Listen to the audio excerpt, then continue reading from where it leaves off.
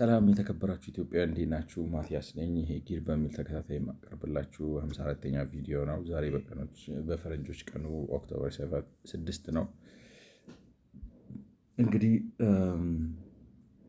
ይሄ ዓለም ባንክ የኢትዮጵያ የመሬትና የቤቶች ገበያ መንግስት በሚከተለው ፖሊሲ ምክንያት ተቆልፎበታል ነው እና መሆን የሚችለውን ያክል እየሆነ አይደለም።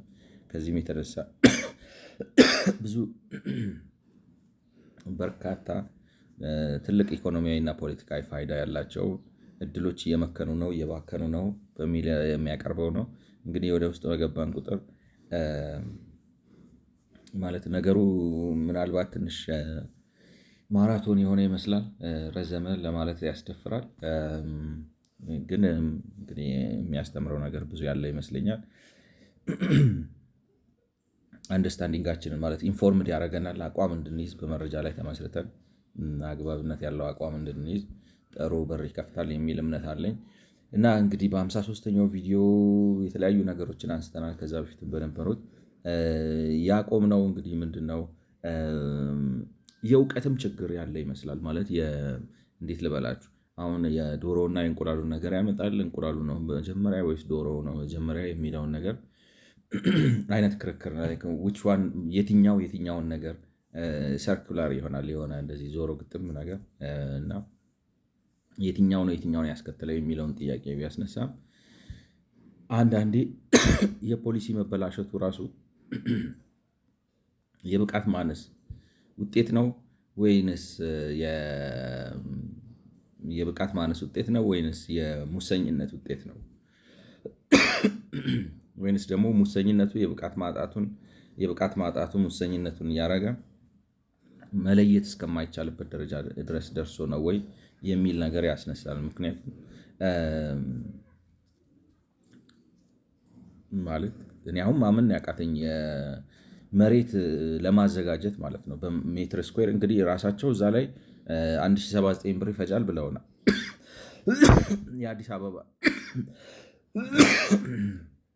የአዲስ አበባ ነው። እሱም በሜትር ስኩዌር አንድ መሬት ለማዘጋጀት አስፓልት አስገብቶ ምናምን አድርጎ ለማዘጋጀት 1079 ብር ይፈጃል።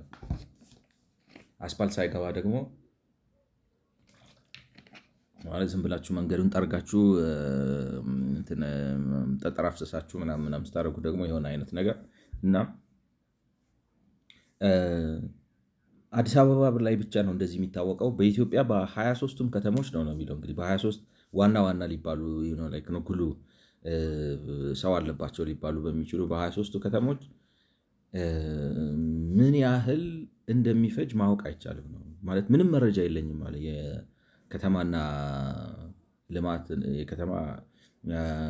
የከተማ ልማትና ግንባታ ምናምን የሚባለው ሚኒስቴር ምንም መረጃ የለኝም አለና አዲስ አበባም ከአካውንቲንግ ኤንድ በጀቲንግ ዲፓርትመንታችን ነው እንጂ የመረጃ ስርዓት አልተገነባም ነው። እና እንግዲህ መረጃ ይገርማቸዋል አሁን በዚህ ዘመን በጣም አስፈላጊ ነገር ነው ትልቅ ምክንያቱም ውሳኔ ያቀላጥፋል። እንደ ካርታ በሉት ለምሳሌ የማታውቁት ቦታ ላይ እንበልና ዛሬ አንድ ሰው ወስዶ ኒውዮርክ ውስጥ ቢጥላችሁና መኪና ቢሰጣችሁ ጂፒኤስ ካላችሁ የምትሄዱበትን ቦታ ካወቃችሁ ነግራችሁት ጂፒኤሱ ራሱ እየመራችሁ ይወስዳልና መረጃም እንደዛ ነው ነው በዚህ ዘመን እና በአይኤምኤፍ እና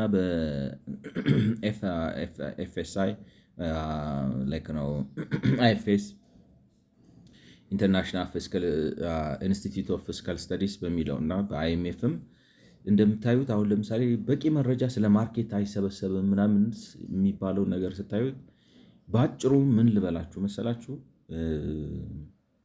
መንግስታችን የድሮ መንግስት ነው። ዘመናዊ መንግስት መሆን አቅቶታል።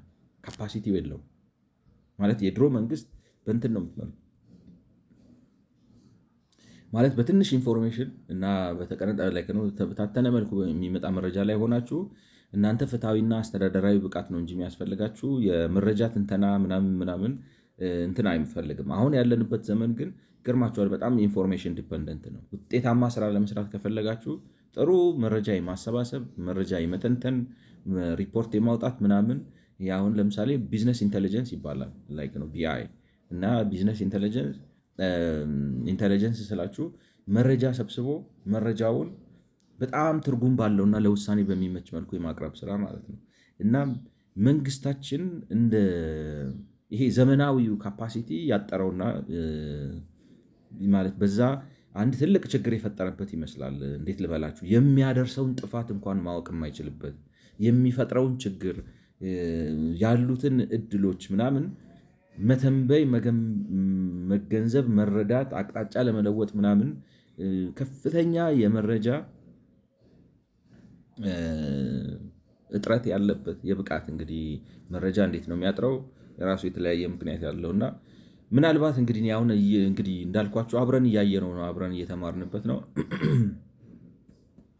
ምናልባት ሞደርን ገቨርንመንት መሆን ማለት የድሮ ገቨርንመንት ነው ያለው እና እንደገና ማለት ይላል እንጂ አሁን ዝም ብሎ ቴክኖሎጂ ተጠቀምኩ ኢገቨርንመንት ይላል፣ መረጃ ምናምን ይላል፣ በዚህ ዌብሳይት ምናምን አድርጎ ያጭበረብራል እንጂ ወይንም ደግሞ ያንን በማድረጉ ሞደርን እየሆነ ይመስለዋል እንጂ እንደሚታየው እንደሚመስለው አሁን እንደዚህ አይነት ሴንስ እየሰጠኝ ነው። አይ ቲንክ ይሄ መንግስት የዘመነ መዛግብት መንግስት ነው መሰለኝ፣ የዘመነ መዝገብ ቤት መንግስት ነው። አልወጣም ከዛና አልወጣም ብቻ ሳይሆን መውጣትም ያቃተው ይመስላል። ነው ዘመናዊ ሞደርን ገቨርንመንት የመሆን ተግዳሮት የገጠመው ይመስላል። እንግዲህ ያን ነው ሴንስ ያደረኩት። በተለይ መጨረሻ ላይ 53ኛውን ቪዲዮ ስጨርስ መጨረሻ ላይ አንዳንድ ያየኋቸው ነገሮች አስደንግጠውኛል። ኢን ሴንስ ኤክስፔክቴሽንን እንድቀይር አድርገውኛል። እንግዲህ አሁን እዚህ ጋር ምንድን ነው የሚሉት? ላንድ ፕሮዳክሽን ኮስት አር ናት ካፕቸርድ ኤንድ አናላይዝድ ባይ አርባን ሎካል ገቨርንመንትስ ቢፎር ጁሪንግ ኦር አፍተር ኤክስፐንዲቸር ኢዝ ኢንካርድ ማለት መሬት ለማዘጋጀት ከመጀመሩ በፊት በማዘጋጀት ላይ ካለና አዘጋጅቶ ከጨረሰ በኋላ መሬት ለማዘጋጀት የሚያወጣውን ወጪ መልሶ አያገኝም፣ መተንተንም አይችልም። ገብቷቸዋል ማለት እንዴት ልበላችሁ፣ በጣም በድንግዝግዝ ውስጥ ሆኖ ነው የሚሰራው። የመረጃ ከፍተኛ እጥረት አለበት እና የዘመናዊ መንግስትነት ከፍተኛ ማለት መንግስቱ እንደገና መዋቀር አለበት። ከፍተኛ ሞደርን የመሆን ችግር ገጥሞታል። እንደዛ ነው የሚመስለው ለእኔ። ምክንያቱም ኢትስ ቬሪ ትሪቪያል ቲንግ ለእኔ ነው የምላችሁ። ማለት እንዴት ልበላችሁ፣ በጣም የተካበደ ነገር መሆን የለበትም ነበር፣ ማወቅ ነበረበት። ምን አለ፣ ምን ጠፋ፣ ምን ያህል አወጣን፣ ይሄ መተንተን፣ መረጃውን ተንትኖ ምን ያህል ወጪ ነው ማወጣው እና እንዴት አሳርጌ ነው ማስመልሰው ብሎ ለመመለስ የሚያስፈልገው የመረጃ አቅርቦትና መረጃ ትንተና አቅም መኖር ነበረበት። ያቃተው ይመስላል። Only small percentage of increases in value of leased land are captured at conversion from rural to urban leasehold or when developed over time. ማለት በጣም ጥቂት የሆነው ነው ያዘው። Only small percentage of increase in value leased land are captured at conversion from rural to urban leasehold or when developed over time.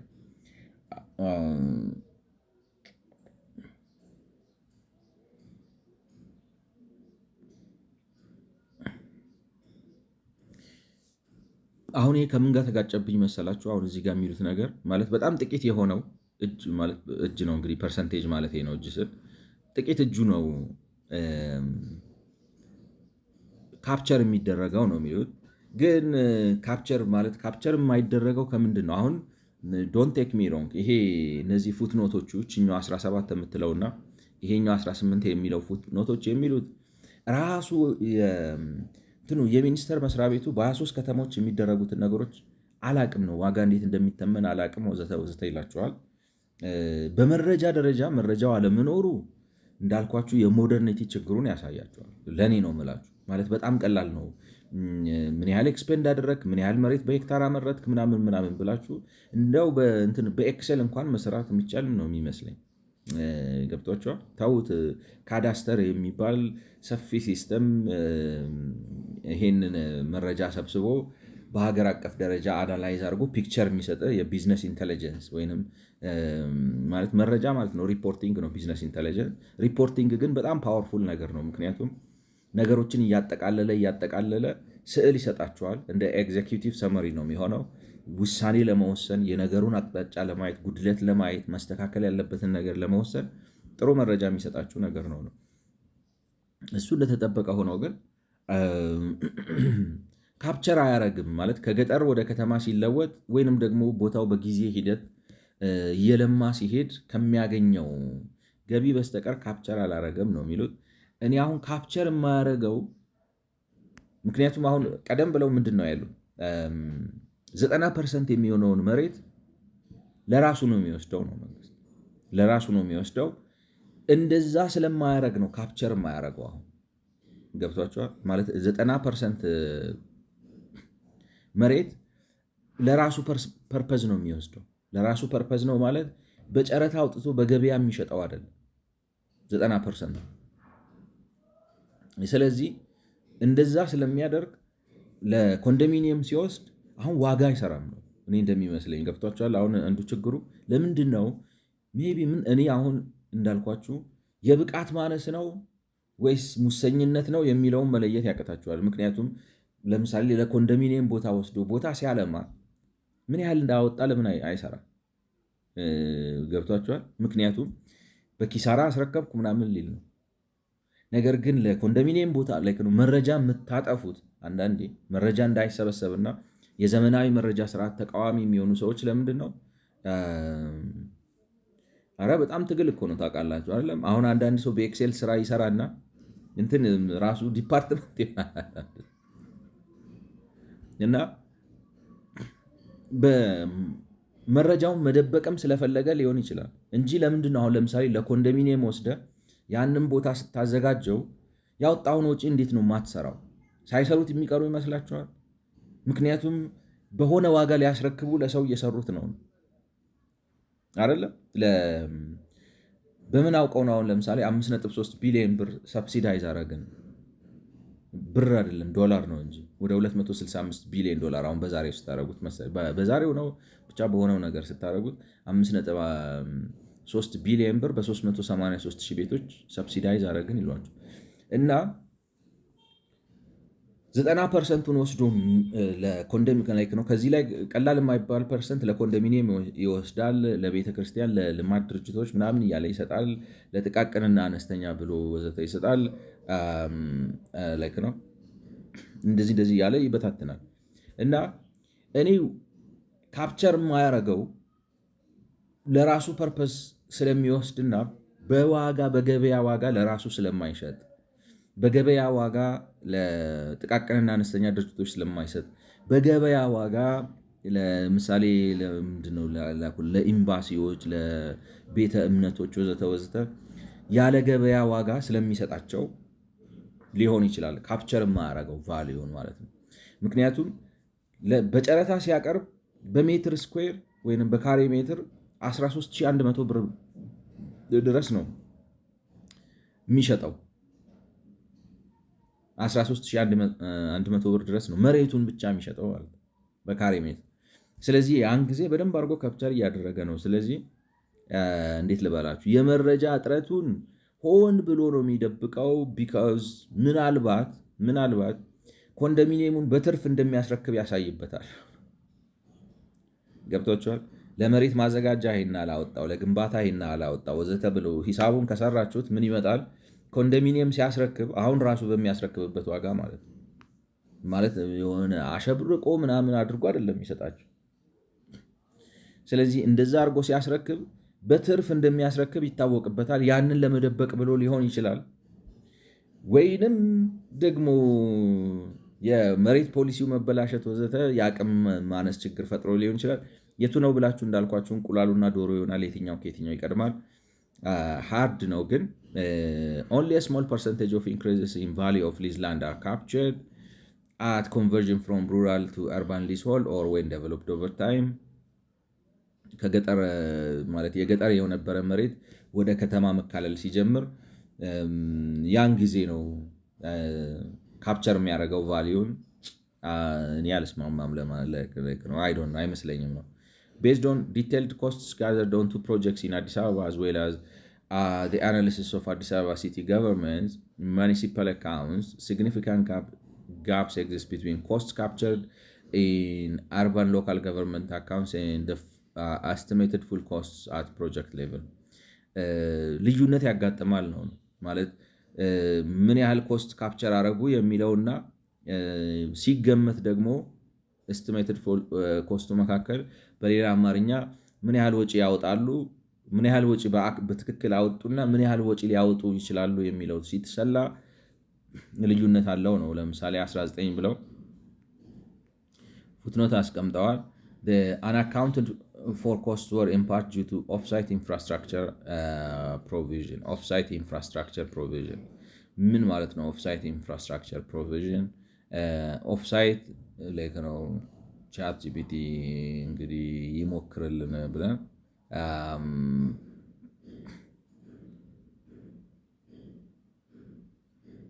offsite infrastructure provision offsite refers to developments of outside the boundaries of a specific project or property but necessary to support it in simple terms like a new housing estate or commercial to function roads and transport water supply sewerage and drainage power and telecom public service schools so the unaccounted for costs were in part due to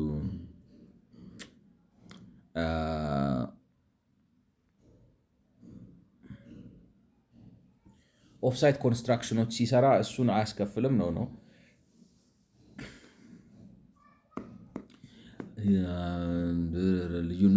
ማለት በከፊል ወጪው አሁን እንግዲህ ኦፍሳይት ኮንስትራክሽን ኮስት የተባሉት እዚህ ጋር ይዘረዘራቸው ናቸው አብራችሁኛ አንደርስታንድ ያደረጋችሁት መስሎኝ ዝም ብዬ ዘለልኩት እንጂ ኦፍሳይት ኮንስትራክሽን የሚባሉት ነው የሚለው መንገድና አገልግሎት ለምሳሌ ውስጥ ገብታችሁ ትልልቁን መንገድ ግለሰብ ሊሰራው አይችልም ወይም ሪል ስቴት ዴቨሎፐር ሊሰራው አይችልም የውሃ አቅርቦት ሲውሬጅ ላይክ ነው የፍሳሽ እና ማለት የፍሳሽ አገልግሎት የኤሌክትሪክ እና ቴሌኮሙኒኬሽን ትምህርት ቤቶች ክሊኒኮች የእሳት አደጋ ጣቢያ ምናምን ሲገነቡና አካባቢውን ሰፖርት ሲያደርጉት ለነዚህ የሚያወጣቸውን ወጪዎችም ናቸው አንዱ ማይካተቱት ነው እነዚህ በምን ኮስት ውስጥ ነው በሪል ስቴት ዴቨሎፕመንት ኮስት ውስጥ ነው የሚጠቃለሉት ወይስ የከተማው የበጀት ስራዎች ናቸው ነው ላይክ ነው ላይክ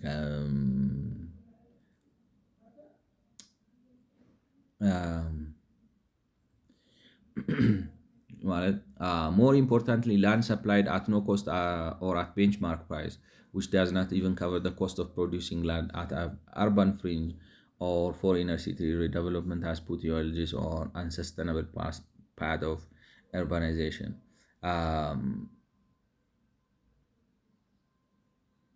ቀላቀሉት ነው አሁን የኔ ሐሳብ ምንድነው መሰላችሁ አሁን እዛ ጋር የተሰረዘሩት ነገሮች ቴሌኮም ፓወር ጀነሬሽን መንገድና ትራንስፖርት ለምሳሌ የከተማ ባስ ወዘተ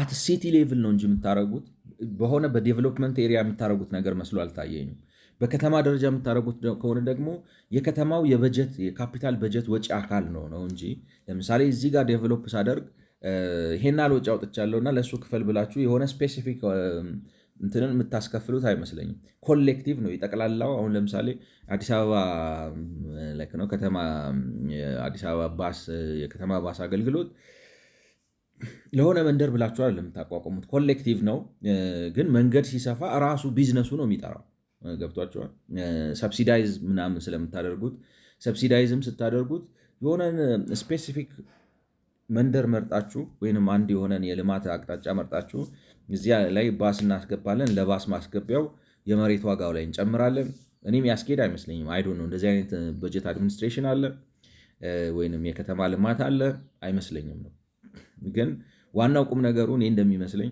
እነሱ ዝም ብለው ልበላችሁ ይወታትፋሉ። የመወታተፍ ችግር ያለባቸው ነው የሚመስለው። አንዳንዴ ችግሩም ሲበዛ መተቸት ራሱ ሰልችቷችሁ ችግሩን ካለ ችግሩ ምናምን የምትቀላቀሉበት ሁኔታ ሊፈጠር ይችላል። ግን አት ኤንድ ኦፍ ዴይ የሚሉት ላይክ ነው ሞስት ኢምፖርታንት ፖይንት የእነሱን እዚህ ጋር የሚያቀርቡትን መንዘባዘብ ብዙም አልጣመኝም። አት ኤንድ ኦፍ ዴይ ሞስት ኢምፖርታንት ቲንግ የመረጃ እጥረት አለበት ሚኒስቴር መስሪያ ቤቱ ራሱ። ስለዚህ ኤስቲሜት ማድረግ አይቻልም። ለምሳሌ ፐር ካሬ ሜትር ምን ያህል ያስፈልጋል ወይንም ደግሞ እንዴት ልበላችሁ አሁን መለያየትም ያለባችሁ ነው የሚመስለኝ።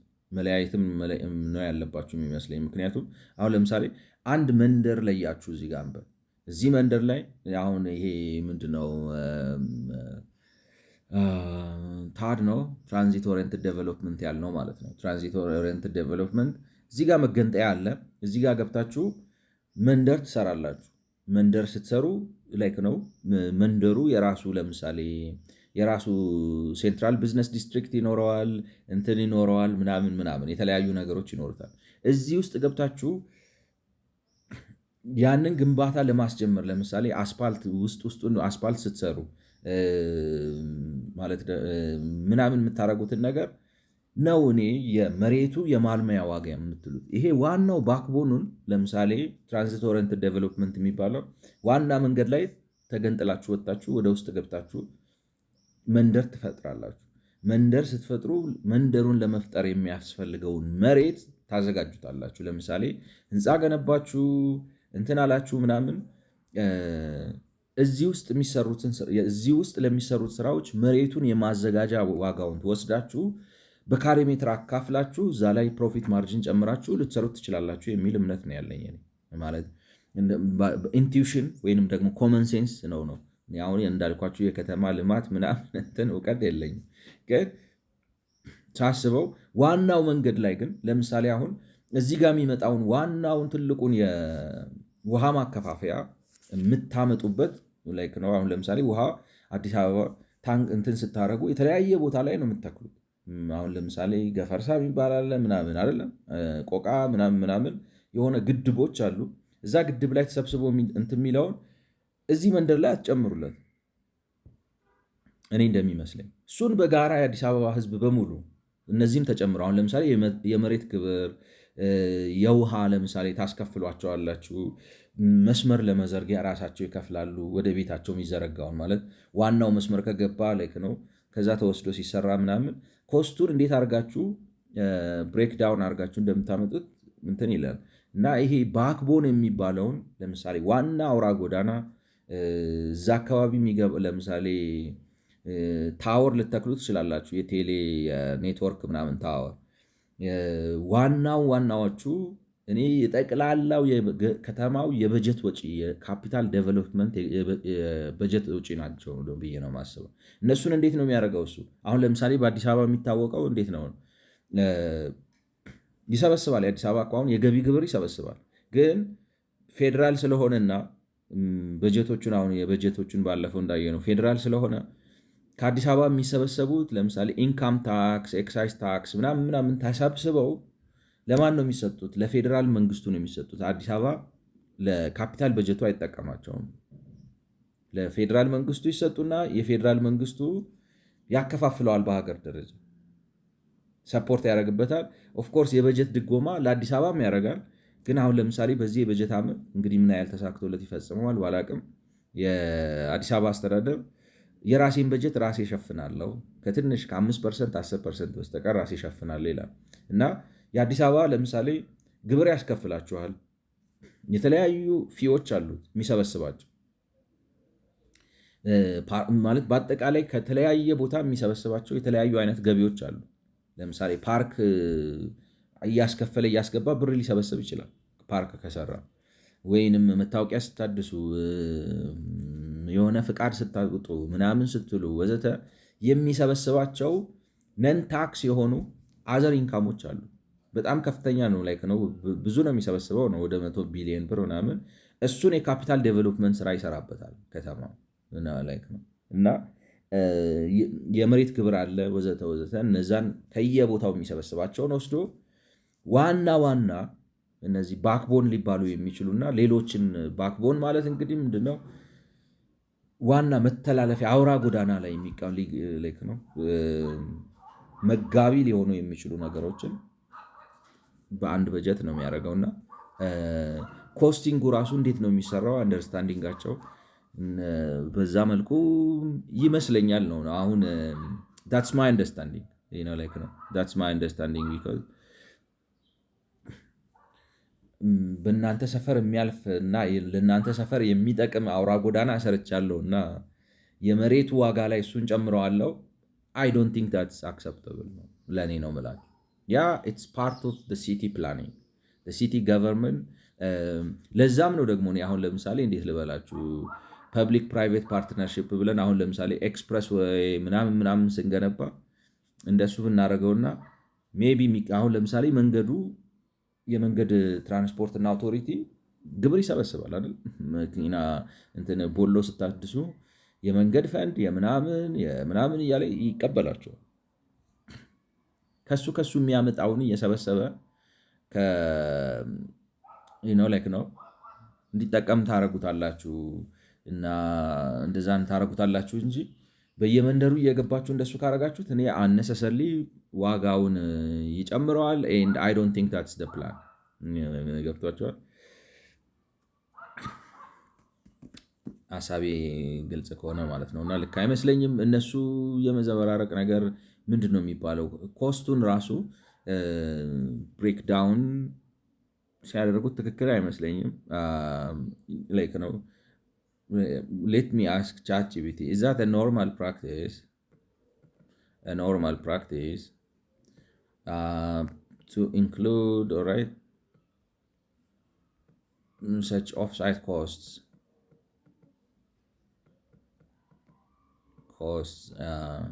into land prices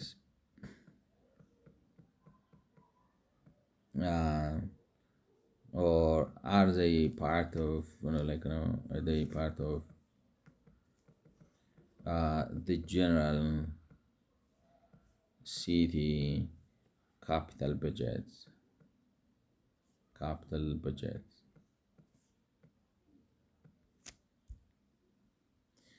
Excellent question and a very important one for understanding how urban land markets and infrastructure financing interact. The answer depends on a country's urban finance finance framework እንደ ሀገሪቱ ፋይናንስ ፍሬምወርክ ይለያያል ነው when offsite infrastructure costs are built into land prices this is a common in mature or market driven land system where the developer public or private internalize most development costs how it works the government or developer includes the cost of roads sewer utilities and large land servicing costs when the land is sold or leased the price reflects both the intrinsic land value and infrastructure investment needed this is a typical service land schemes industrial parks planned residential estates all right special economic zones all right examples in Dubai or Singapore service plots have high lease or sale prices because they already include trunks and access infrastructure. Some Addis Ababa lease auctions implicitly include off-site costs since the city invests in nearby trunk roads and utilities, then recover that indirectly through high lease prices. Cost recovery comes when off-site infrastructure is covered by the general city capital budget. This is more common in developing countries, including Ethiopia, especially for public-led urban expansion. How it works? The urban local government or utility agency pays off off-site networks, roads, sewer, trunk, power substation from its capital budget or donor-funded programs. Okay, ነው እንግዲህ የሚለው ምንድነው? ሁለት አይነት ነው እንዴት ነው የፋይናንስ ፍሬምወርካችሁ ወይንም የፋይናንስ አደራረግ አሰራራችሁ እንዴት ነው ያደጉት ሀገራት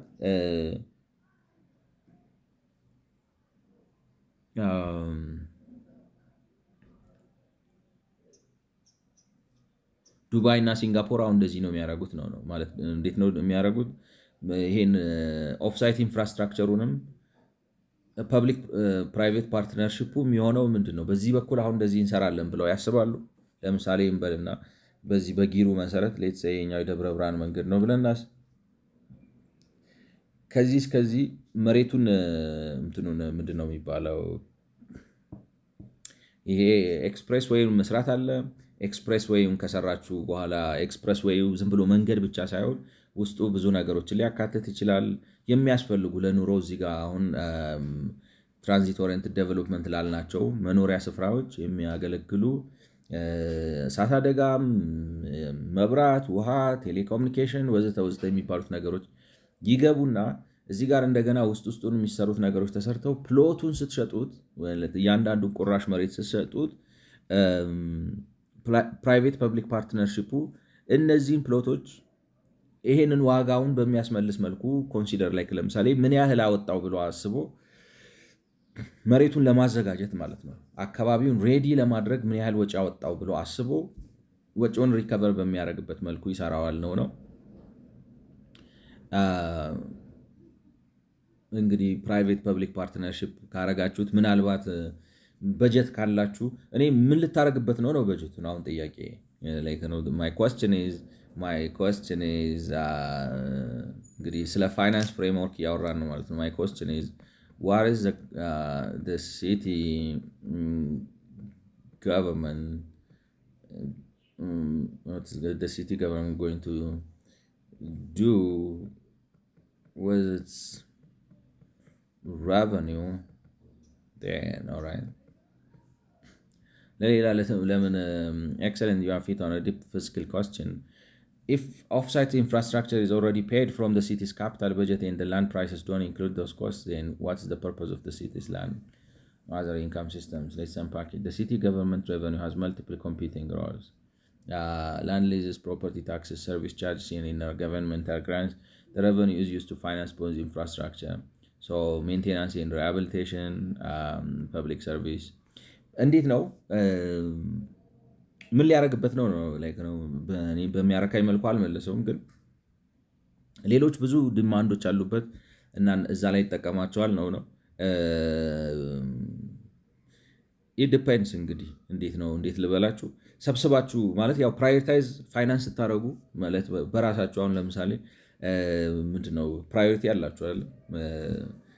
ጥሩ ገንዘብ ቢኖራችሁ ይመስለኛል መኖሪያ ከሌላችሁ ከመኪና በፊት ቤት ትገዛላችሁ። ከዛ የተረፈ ገንዘብ ካላችሁ ምናልባት ቫኬሽን ከምትሄዱበት መኪና ልትገዙበት ትችላላችሁ ወዘተ ወዘተ። ላይክ ነው ፕራዮሪታይዝ እያደረጋችሁ በትክክል ትጠቀሙታላችሁ። ይሄን ሁሉ ኮስት ወስደን ለአልሚው ሰጥተነው አልሚው ካለማ በኋላ ዋቴቨር ዳት አልሚ ማይት ቢ ማለት ነው። አሁን ለምሳሌ ለግለሰብ ሰጠነው፣ ከሰጠነው በኋላ አልምቶ መሬት ሲሸጥ በካሬ ሜትር ይሄን ያህል ነው ብሎ እነዚህ ነገሮች ኢንፍራስትራክቸሮች በሙሉ አግብቶ መሬቱን አስወድዶ የሚሸጠው ከሆነና ከዛ ላይ እናንተም እንግዲህ የራሳችሁን ላይክ ነው ለምሳሌ ይህን ቦታ እንደዚህ ያህል ዓመት አስተዳድረው ብላችሁ ልሰጡት ትችላላችሁ። ዴቨሎፕ አድርጎ ስቲሜት አድርጎ አሁን ለምሳሌ በፕራይቬት ፐብሊክ ፓርትነርሺፕ እንበልና እንዳልኳችሁ ይሄ አዲስ አበባ ነው፣ ይሄ ደብረ ብርሃን ነው፣ እዚህ ጋር መንደር ኤ አለ፣ እዚህ ጋር መንደር ቢ አለ፣ እዚህ ጋር መንደር ሲ አለ እና መንደር ኤውን ለካምፓኒ ኤ ሰጣችሁት፣ መንደር ቢውን ለካምፓኒ ቢ ሰጣችሁት፣ መንደር ሲውን ለካምፓኒ ሲ ሰጣችሁት። ስለዚህ መንደር ኤን የሚያለማው ካምፓኒ ወይም ካምፓኒ ኤ ለምሳሌ እነዚህ ሶስቱ ተስማምተው ይሄንን ሙሉን ዋናውን መመላለሻውን አሁን ለምሳሌ ትልቁን አስፓልት ማለት ኤክስፕሬስ ወይውን ባቡሩ ምናምን አንድ ላይ ፋይናንስ አድርገው አመጡት። ሌት ሴይ ነው የምላችሁ ፋይናንስ አድርገው አመጡት። ከዛ በኋላ እዚህ ውስጥ እንግዲህ የሚቀብሩት የሚያስገቡት የውሃ፣ የኤሌክትሪክ፣ የእሳት አደጋ፣ የትምህርት ቤት፣ የክሊኒክ፣ የኢንፍራስትራክቸር ምናምን ገነባብተው መሬት እዚህ ጋር አሁን እነዚህ ነገሮች ከገቡለት በኋላ መሬቶች የሚኖራቸው ዋጋ ይኖራል። ያንን ዋጋ ከግምት አስገብተው መሬት መሸጥ ጀመሩ። ለምሳሌ በካሬ ሜትር ይሄን ያህል ነው የምሸጠው ብለው የሆነ ዋጋ ወጡ እና ያንን እንግዲህ ለምሳሌ አሁን ለ50 ዓመት ሰጣችኋቸውን ሌትስ ሴይ ፕራይቬት ፐብሊክ ፓርትነርሺፕ ነው ብላችሁ ሌትስ ሴይ ለ50 ዓመት ሰጣችኋቸው which means እዚህ አካባቢ የሚፈጠረውን ከዚህ ልማት የሚፈጠረውን ቤነፊት በሙሉ ለ50 ዓመት ሰብስበው አትርፈው ገብቷቸዋል ምናምን እንዲወስዱ አድርጋችሁ ሰጣችኋቸው። እናንተ ሜቢ ላይክ ነው ፕራይቬት ፐብሊክ ፓርትነርሺፕ ስለሆነ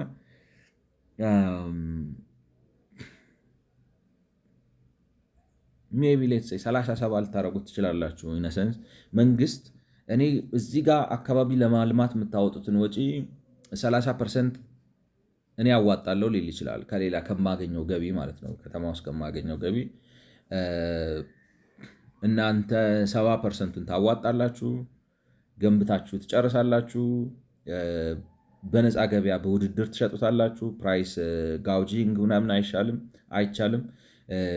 ፕሮፊት ማርጂን ሪዝነብል፣ ለምሳሌ ከ50% በላይ ማትረፍ አትችሉም ልትሏቸው ትችላላችሁ። ሌትስ ሴይ አይ ዶንት ኖ ሃው ዜይ ጎይንግ ቱ ሪአክት ቱ ዳት። ከ50% በላይ ማትረፍ አትችሉም። ይሄን 50% እያተረፋችሁ ሌትስ ሴይ ለሚቀጥለው 50 ዓመት ታተርፋላችሁ። ለሚቀጥለው 50 ዓመት ከምትሸጡት መሬት ከምትሰበሰቡት የግብር ዋጋ ምናምን 50% እያተረፋችሁ ለሚቀጥለው 50 ዓመት ትሰራላችሁ። ስትጨርሱ እኔ እረከበዋለሁ፣ ወይንም ደግሞ ማስተዳደሩን አልፈልግም ካለ መልሶ ራሱን ሊዙን ሊያድሰላቸው ይችላል። ዋቴቨር። ስለዚህ ትርፉ ሲመጣ ላይክ ነው 30 ከሆነ 15% ለእኔ ትሰጡኛላችሁ፣ 35% እናንተ ትወስዳላችሁ ከዚህ ከ50% ማለት ነው። በእኔ ላይክ ነው የ50% 30 የ50% 30% 15% ስለሚመጣ ማለት ነው። ከትርፋችሁ እንደገና ግብር ወስዳለሁ ወዘተ ብላችሁ ልታደርጉ ትችላላችሁ። ላይክ ነው ምንድን ነው የሚባለው አሁን የኔ ጥያቄ በጀቱን ምን ያደርገዋል ነበር ነው። እና ደግሞ በዚህ መልኩ መንግስት ዋናዎቹን ትራንኮቹን ካልወሰዳቸው የመሬቶቹ ዋጋ ማለት እነዚህን ትልልቆቹን ላይክ ነው ኦፍሳይት ያሏቸውን ኢንቨስትመንቶች መንግስት ራሱ ፋይናንስ ካላደረገና የውስጡን ለአልሚዎች ካልተወ በስተቀር ዋጋው ያለ አጓጉል ይንራል ነበር ነው አንዱ ሀሳብ ላይክ ነው ዋጋው አሁን ላይክ ነው በዱባይ ላይክ ነው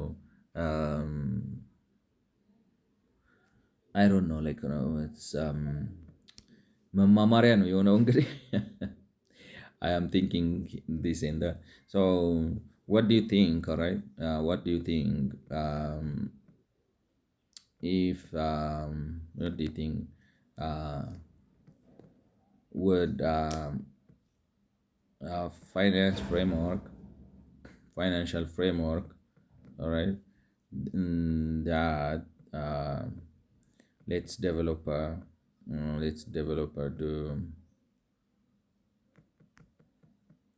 do like that let's developer do the offsite like infrastructure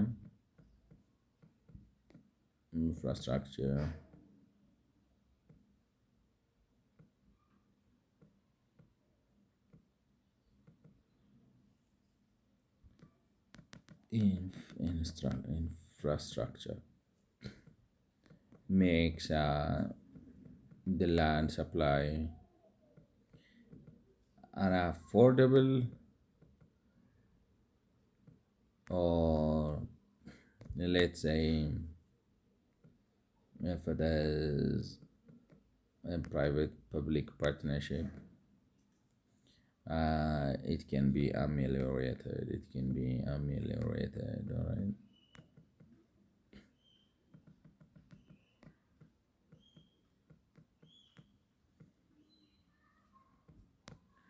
Ameliorated in the context of Ethiopia, right? In the context of Ethiopia.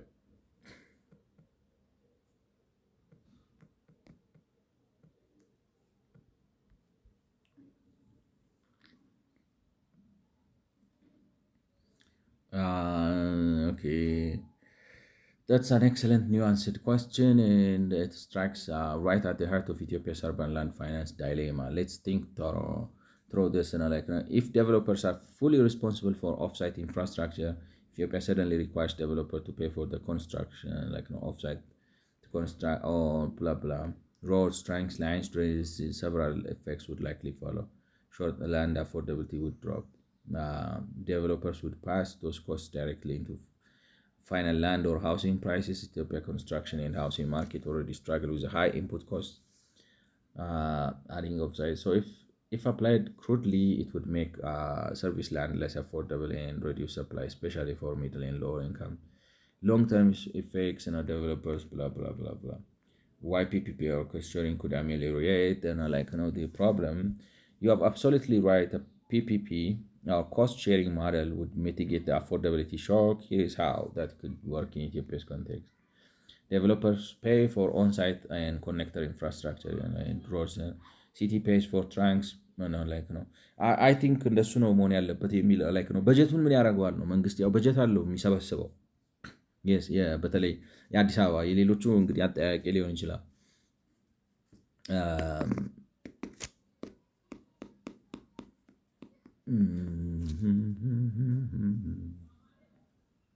Yeah,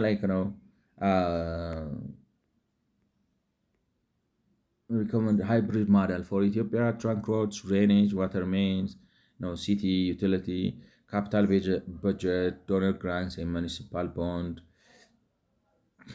Yeah, እንትን ያደርገው ነው።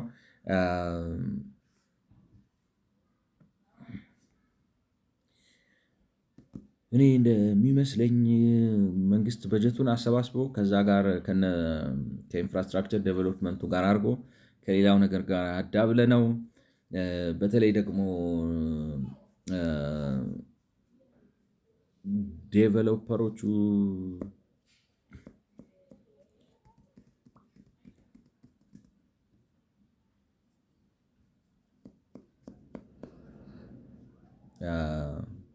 እንዴት ልበላችሁ እንትን ይፈልጋል ነው መረጃ ይፈልጋል አቋም ለመያዝ ግን ማለት መረጃ ይፈልጋል ማለት ኮስቱ ምን ያህል ነው፣ ምን ያህል ይወጣል መሬቱ ወዘተ ወዘተ።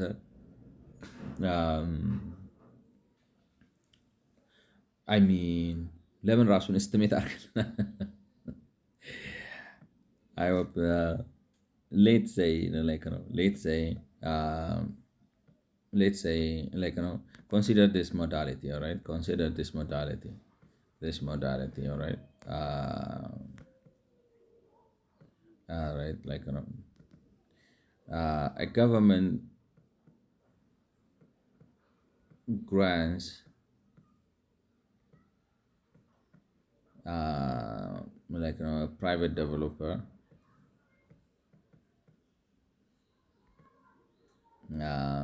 for a village, right? That hosts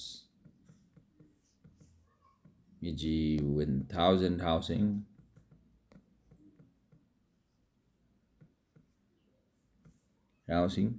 and the developer is required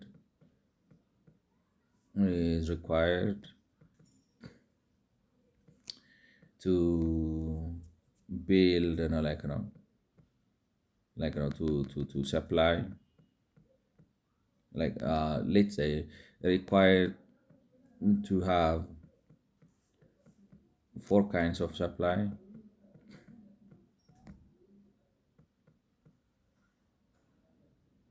All kinds of supply equally supply 25%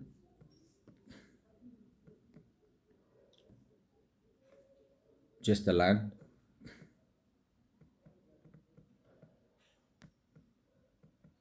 25% a land with the base 25% half finished and 25% full house and in that area it's granted to benefit 70% of, let's say 65% of all incomes generated.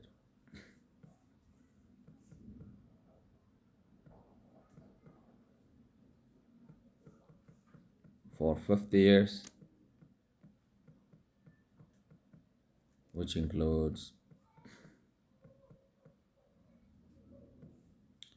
land sale, resale,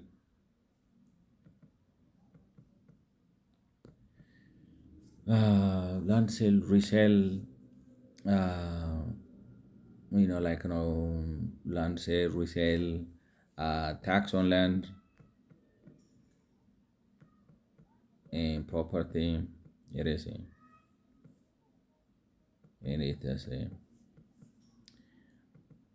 With that framework,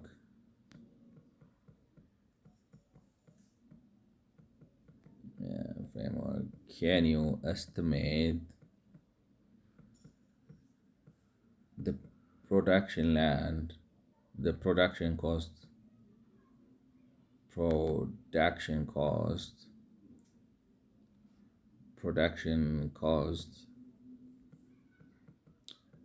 per meter square, which is serviced? I guess it's going to understand that serviced. So consider this modality. A government grants a private developer for a village that was AG 1000 housing. The developer is required to have 4 kinds of supply: 25% just the land, 25% the land with the base, 25% half finished, and 25% full house. And in that area,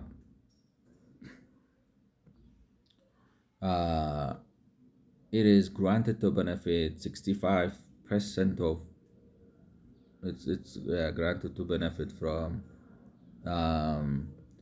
65% of all income generated for 50 years, which includes land sale, resale, tax on land and property, and etc. With that framework, can you estimate the production cost, including offsite construction,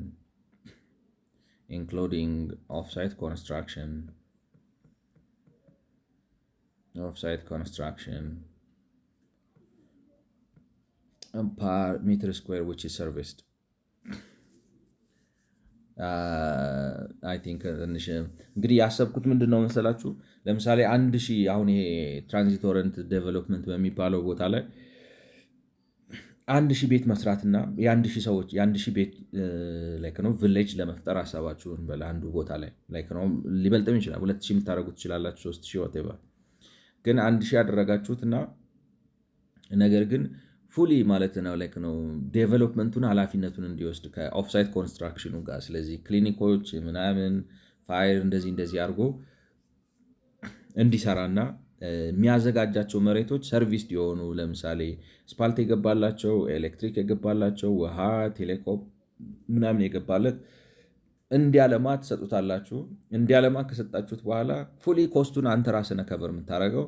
ይሄንን ቦታ ግን ለሚቀጥለው 50 ዓመት እዛ አካባቢ የሚደረገውን መሬትን በተመለከተ በአስተዳደር ምናምን ኦፍኮርስ እንዴት ልበላችሁ አሁን ለራሳችሁ የሆነ ምንድነው ሌቨሬጅ ትተዋላችሁ።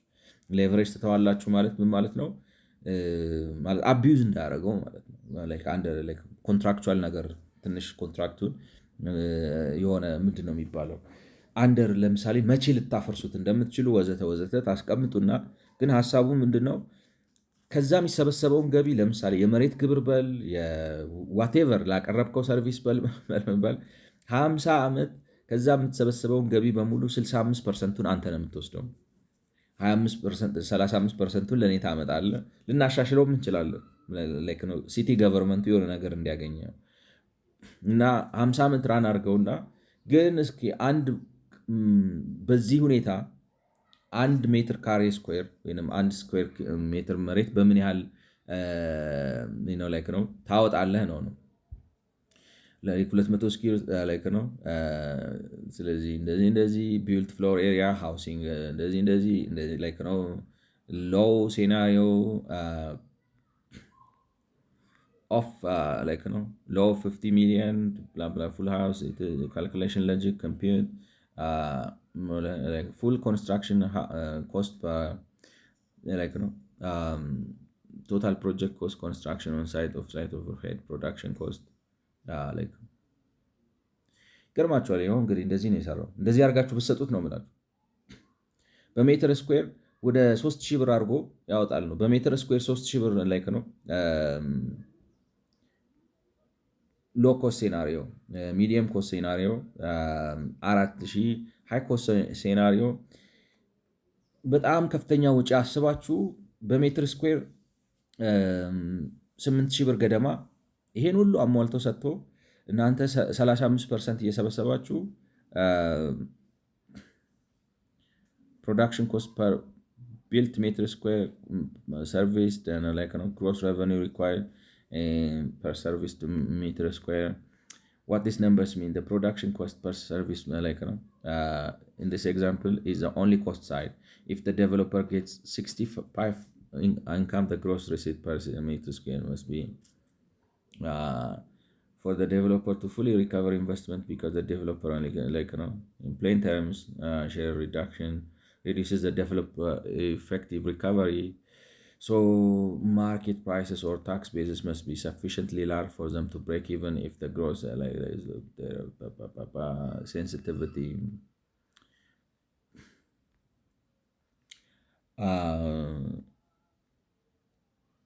እንዴት ልበላችሁ? እስኪሙ ሀሳቡ ገብቷቸዋል ብዬ አስባለሁ። ማለት በዝቅተኛ ዋጋ እንግዲህ የሚለው ሎ ኮስት ሴናሪዮ ፉል ሃውስ ኮንስትራክሽን ኮስት ፐር ዩኒት 800 ሺህ ብር ይፈጃል። ቶታል ኦፍሳይት ቶታል ኮንስትራክሽን 596 ሚሊዮን ብር። ፕሮዳክሽን ኮስት ፐር ሰርቪስ ሜትር ስኩዌር